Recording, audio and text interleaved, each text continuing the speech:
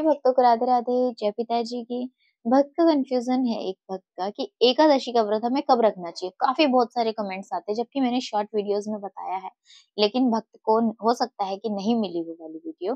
तो ये भक्तों के लिए बना रही हूँ मैं आप, ताकि आपको ना इससे जानकारी, सटीक जानकारी मिल पाए। देखिएगा, जिन भी भक्तों को एकादशी का व्रत रखना है, तो वो मैं कहूंगी कि आपको सजेस्ट करूंगी उत्पन्ना एकादशी से रखें।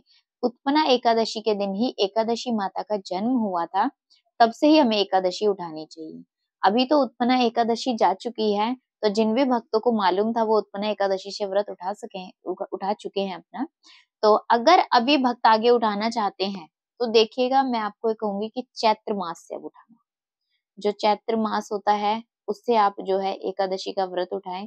और अगर किसी को लगता है कि नहीं, हम मतलब कि नहीं, जैसे कि हमें जल्दी उठाने हैं व्रत, तो देखिएगा, जब भी आप एकादशी उठाओ, किसी भी महीने के, पूष के महीने में नहीं उठाते बस, ठीक है ना।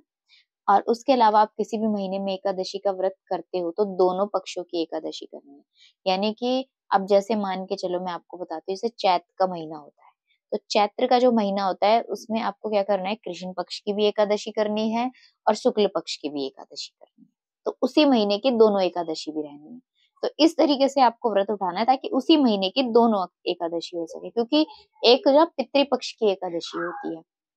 इसीलिए जब भी व्रत उठाओ, तो दोनों एकादशी से उठाना, कि एक ही महीने में दोनों एकादशी आ सके।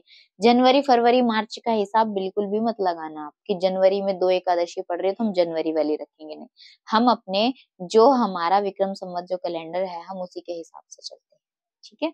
अब भक्त कहते हैं कि हम क्या खाएं, तो देखिएगा, एकादशी के व्रत में हमें जो है भोजन नहीं करना होता है। आप अन्न ग्रहण नहीं कर सकते हो बिल्कुल भी, और फलाहार रह सकते हो।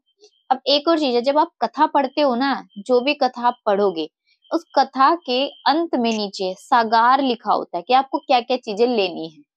तो उसमें सागार कहा जाता है, जैसे कि आपसे उसमें कहा गया आज तिल का सागार लो, तो यानी कि आपको जिस दिन एकादशी का व्रत हो, उसी दिन आपको तिल खाने हैं।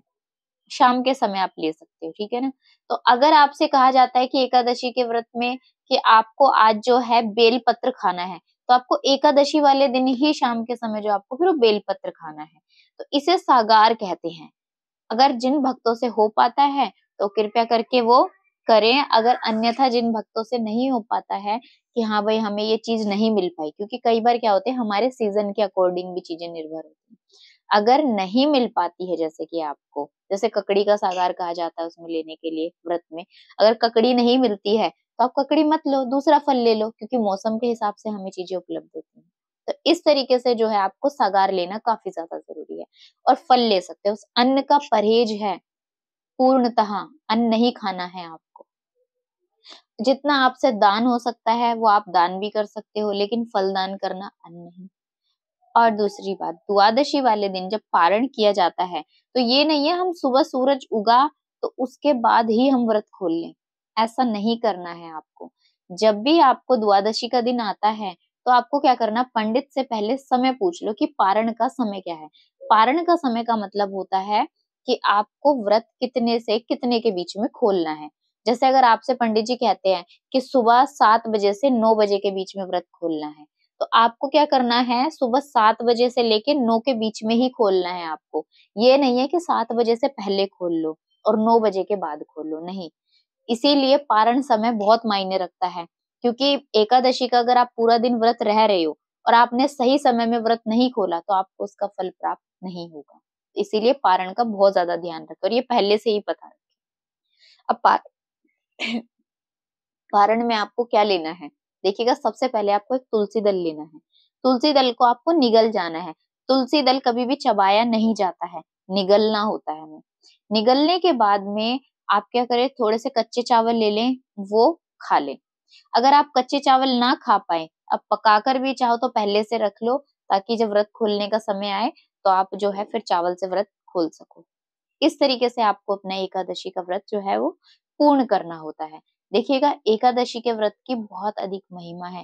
कहते हैं राजा महाराजाओं ने भी व्रत इसीलिए किए थे ताकि उनका उद्धार हो सके, और एकादशी माता ने सबको फल भी प्रदान किया है इसका। तो एकादशी के व्रत में कोई गलती ना करना, कुछ भी हो जाती है तो तुरंत क्षमा याचना कर लेना। और एक सबसे जो पक्का वाला नियम है वो है चावल का परहेज। एकादशी जब भी आती है तो आपको दसवीं के दिन से चावल छोड़ने हैं। दसवीं के दिन आप चावल नहीं खा सकते हो, ना आप एकादशी के दिन चावल खा सकते हो, आपको द्वादशी वाले दिन चावल खाने होते हैं।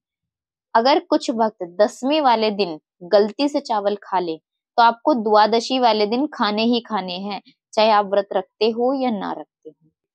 देखिएगा, दसवीं तिथि जो होती है वो एकादशी से एक दिन का पहला दिन होता है, और जो एकादशी होती है वो 11वां दिन होता है, ठीक है ना। और जो जो हमारी द्वादशी होती है वो 12वां होता है। तो यानी कि आप दसवीं, एकादशी और द्वादशी इनका बहुत अधिक मतलब ध्यान रखना कि किस में हमें रखना है।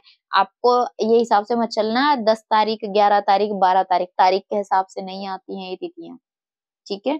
इस बारे में आप पहले से ही जानकारी रखना। आजकल पंडित जी से भी जाके पूछ सकते हैं, यूट्यूब पे भी बहुत जानकारी आ जाती है, आपको घर बैठे भी जानकारी मिल सकती है। तो इस तरीके से जो है ना, आपको पूरी जानकारी पहले से पहले ही रखनी है एकादशी की। और जितना भी जो जो नियम बताए जाते हैं कि एकादशी के जब आप कहानी पढ़ते हो, किसी में कहा जाता है कि इस दिन हमें दिन में नहीं सोना है, तो वो कार्य मत करना आप। जो जो चीजें आपको मना की जाएगी, हर उसमें मतलब कि हर कहानी जो हर कथा जो कही जाती है एकादशी की, हर कथा में पूरा वर्णन है, और कथा कहनी बहुत ज्यादा जरूरी है। कुछ भक्त ना पढ़ पाए कथा, तो आप क्या है सुन भी सकते हो, कोई सुनाए तो आप सुन भी लीजिए कथा को। इस तरीके से आपको जो है करना है।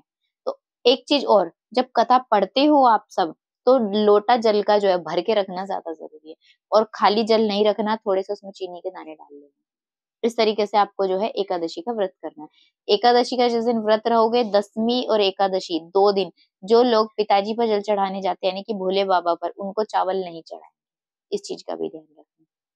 सभी को राधे राधे। जय पिताजी की।